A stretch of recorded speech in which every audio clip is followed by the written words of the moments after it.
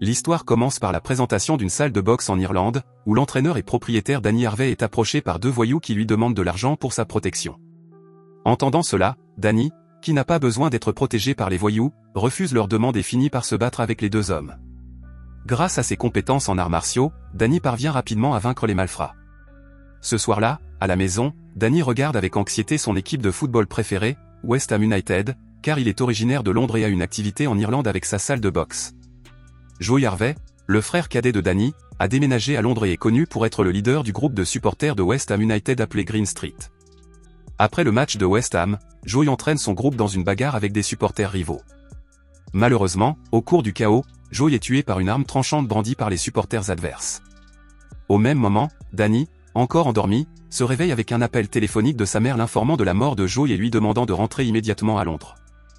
Arrivé à la maison familiale à Londres, Danny serre sa mère dans ses bras et s'excuse de ne pas avoir pu protéger son jeune frère.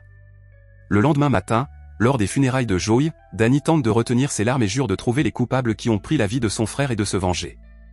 Après les funérailles, Danny est abordé par un vieil ami, Victor, qui lui présente ses condoléances pour la mort de Joey. À ce moment-là, Victor promet d'aider Danny à trouver les coupables de la mort de Joey, d'autant plus que Victor est policier, ce qui facilitera l'enquête. Peu après, Danny reçoit la visite de deux amis de feu Joey, Gilly et Big John. Tous deux invitent Danny à discuter de la mort de Joey, mais il refuse, toujours en proie au chagrin de la perte soudaine de son frère. À une autre occasion, Danny rencontre Victor, qui l'informe que Joey était le leader de Green Street, le groupe de supporters de West Ham United. Selon Victor, les membres de ce groupe se sont souvent affrontés avec des supporters rivaux après les matchs.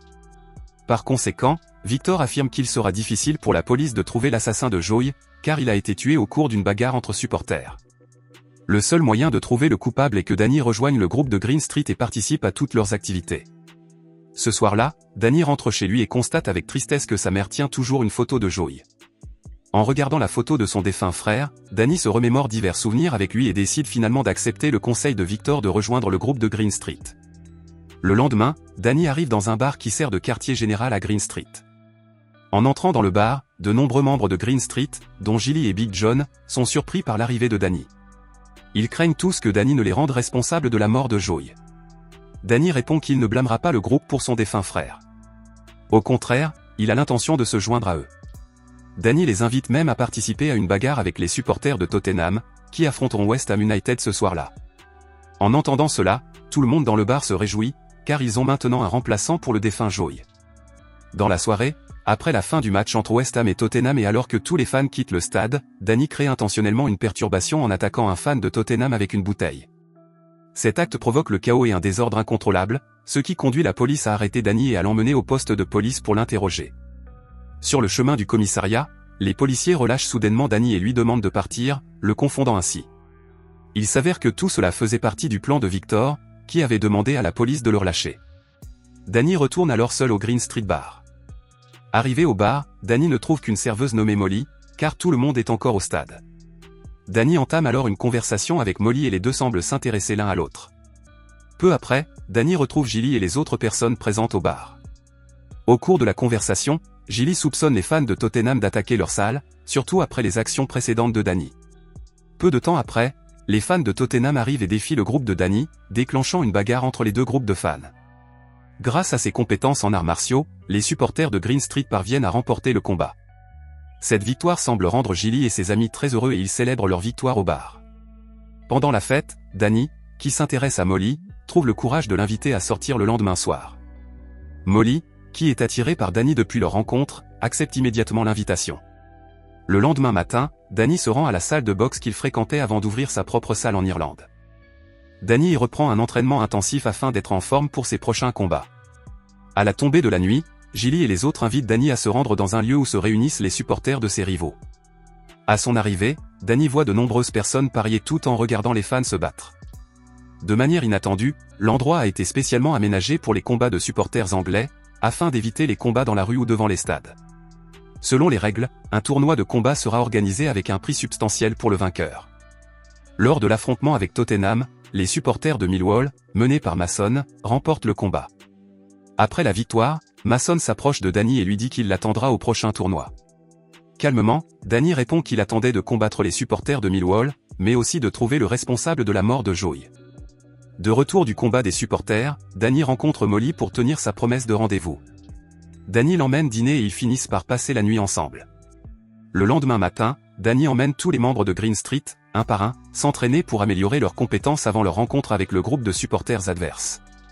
Danny les emmène également à la salle de boxe et les entraîne rigoureusement. Ce soir-là, alors que Danny et les autres sont au bar, Danny interdit à ses membres de boire de l'alcool, n'autorisant que les jus de fruits et l'eau, car dans quelques heures ils devront affronter les supporters de Newcastle. Pendant ce temps, Danny demande à Gilly si les supporters de Newcastle sont impliqués dans la mort de son frère. Gilly explique que Joey est mort au cours d'une bagarre avec des supporters de Millwall, et non de Newcastle. Peu après, Danny et son groupe se rendent au sous-sol pour commencer le premier tournoi contre le groupe de Newcastle. À ce moment-là, de nombreuses personnes parient sur l'affrontement entre Green Street et les supporters de Newcastle. Sans tarder, le combat entre les deux groupes de supporters commence, mais malheureusement, lors de leur premier tournoi, Green Street perd. Danny, de retour du combat clandestin, trouve le temps de rendre visite à Molly chez elle, lui apportant un bouquet de fleurs qui l'émeut profondément et la fait tomber encore plus amoureuse de lui. Le lendemain, Danny reprend l'entraînement physique avec tous les membres de Green Street, leur faisant faire de la gym et de la boxe. Danny fait cela intentionnellement pour que leur groupe puisse gagner le prochain combat et affronter les partisans de Wall. À la tombée de la nuit, les combats des supporters anglais reprennent et Green Street affronte les supporters de Coventry. Grâce à l'entraînement intensif de tous les membres, Green Street parvient à vaincre Coventry. Lors du match suivant, Green Street gagne également contre les supporters d'Everton. Après le match, tous les membres de Green Street célèbrent leur victoire lors d'une fête dans un bar, en chantant leur chanson de victoire. Un autre jour, Green Street affronte les supporters de Swansea, où Danny et son groupe s'en sortent plutôt bien. Après cet affrontement, Danny et les autres assistent à la bataille entre les supporters de Millwall et ceux de Chelsea. Au cours de cet affrontement, Mason se montre extrêmement brutal envers ses adversaires, ce qui renforce la conviction de Danny que c'est Mason qui a tué Joey. Quelques jours plus tard, Green Street se heurte aux supporters de Manchester. Au cours de cette rencontre, Mason assiste à l'impressionnante performance de Danny et semble plutôt surpris. Le lendemain, Molly voit Danny parler à Victor, ce qui la perturbe et la pousse à aller au bar. Lorsque Danny arrive au bar, Molly le jette soudainement dehors car elle pense que Danny est un traître qui a divulgué toutes les informations de Green Street à Victor, qu'elle connaît en tant qu'officier de police. Entendant cela, Danny jure qu'il n'a vendu aucune information à la police, d'autant plus que Victor est un ami d'enfance. Malheureusement, Molly ne le croit pas et Danny décide de partir. Après avoir quitté le bar, Danny est abordé par Mason, qui lui demande de monter dans sa voiture. Danny refuse d'abord l'invitation de son rival de toujours, mais Mason lui dit qu'il a des preuves sur la personne qui a tué Joey. Danny finit par monter dans la voiture, où Mason lui montre une photo de Gilly tenant le corps de Joey sur la scène de crime. À la lumière de cette information, Danny devient furieux et va affronter Gilly, qui s'entraîne à la boxe. Sans hésiter, Danny attaque Gilly et lui demande pourquoi il a tué Joey. Peu après, Danny tente de parler à Gilly, qui jure qu'il n'a pas tué Joey et affirme que l'accusation est fausse. Gilly explique qu'au cours de l'incident, Joey était trop confiant et pensait pouvoir vaincre les partisans de Millwall, alors que Green Street était en infériorité numérique. En conséquence, Joey a été brutalement battu à mort par Mason. Gilly explique également que Mason l'a forcé à sourire en tenant le corps de Joey parce qu'il voulait prendre une photo. C'est la raison pour laquelle Gilly n'a pas dit plus tôt à Danny que Mason était le véritable assassin, car il avait menacé de publier la photo.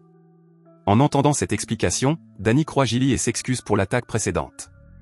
Nous passons ensuite à Victor, qui boit dans le parc par frustration d'avoir été renvoyé par la police. Peu après, Danny s'approche de Victor et l'informe qu'il a maintenant la preuve que Mason est l'assassin de Joey.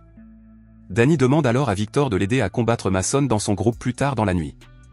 Victor, qui n'est plus policier, accepte la demande sans hésiter. Ce soir-là, de nombreuses personnes se rassemblent pour assister à la dernière réunion entre les partisans de Green Street et ceux de Millwall. Même Molly, qui semble s'être réconciliée avec Danny, se rend sur place pour encourager le combat à venir de Danny. Avant le début du combat, Mason tente de saper le moral de Danny et de Victor, mais cela ne fait que les motiver davantage à vaincre Mason. Au début du combat, Danny est battu à plate couture par Mason, au point d'être presque impuissant. Se rendant compte que Danny était proche de la défaite, Mason a admis que c'était lui qui avait tué Joey et qu'il avait maintenant l'intention d'en finir avec Danny, comme il l'avait fait avec Joey. En entendant cela, Danny a trouvé la force de se lever. Sous le coup de la colère, Danny s'est vengé de Mason en le frappant violemment.